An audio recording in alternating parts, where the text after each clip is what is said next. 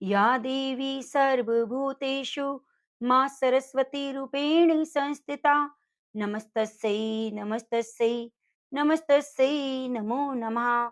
जय माँ शारदे। प्रिय भक्तजनों, आप सभी को बसंत पंचमी की हार्दिक शुभकामनाएं। आज मैं आप सभी को माँ सरस्वती की अवतरण की कथा सुनाने जा रही हूँ। आप सभी जानते हैं कि बसंत पंचमी का त्योहार विद्या की देवी माँ सरस्वती को समर्पित है। इसलिए सभी छात्रों को आज के दिन माँ सरस्वती की विशेष आराधना करनी चाहिए। आज के दिन ही माँ सरस्वती का अवतरण हुआ। सृष्टि के निर्माण के समय भगवान श्री विष्णु के निर्देश अनुसार श्री ब्रह्मा जी ने पृथ्वी लोक में मनुष्य योनि की रचना की। उसके बाद ब्रह्मा जी एक बार पृथ्वी लोक का चक्कर लगाने के लिए निकले। वहां पर उन्होंने मनुष्यों, वन्य जंतुओं को देखा। वह सभी शांत दिखाई दिए।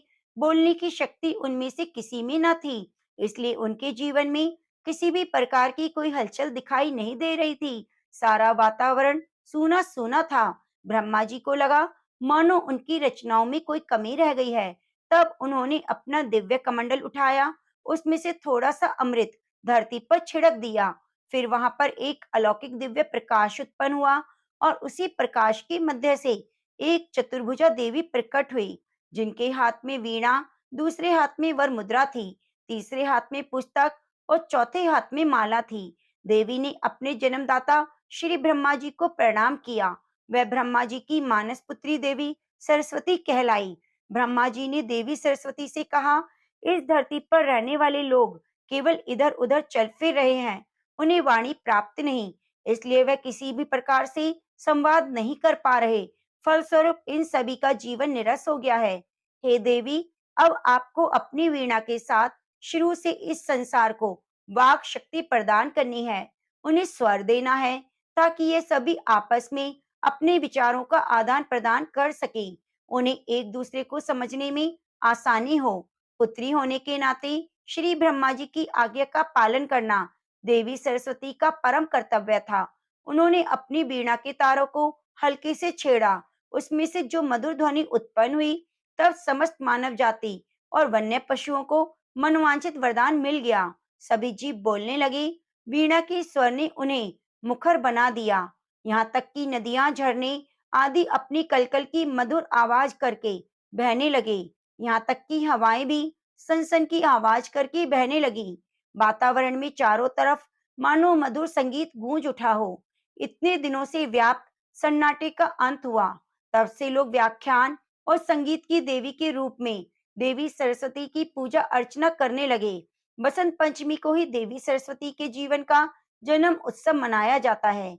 समस्त सृष्टि को स्वर प्रदान करने वाली माँ सरस्वती को आराधना सुर और असुर दोनों ही करते हैं। माघ महीने की पंचमी तिथि के दिन लोग अपने घरों में सरस्वती जी की मूर्ति लेकर आते हैं। एक चौकी पर पीला साफ वस्त्र बिछाकर उस पर देवी सरस्वती की मूर्ति को स्थापित करते हैं।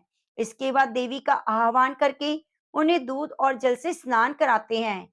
इसके बाद उन्हें श्रृंगार की वस्तुएं अर्पित करते हैं। माँ के चरणों में गुलाल लगाकर उन्हें सफेद या पीला वस्त्र उड़ाते हैं।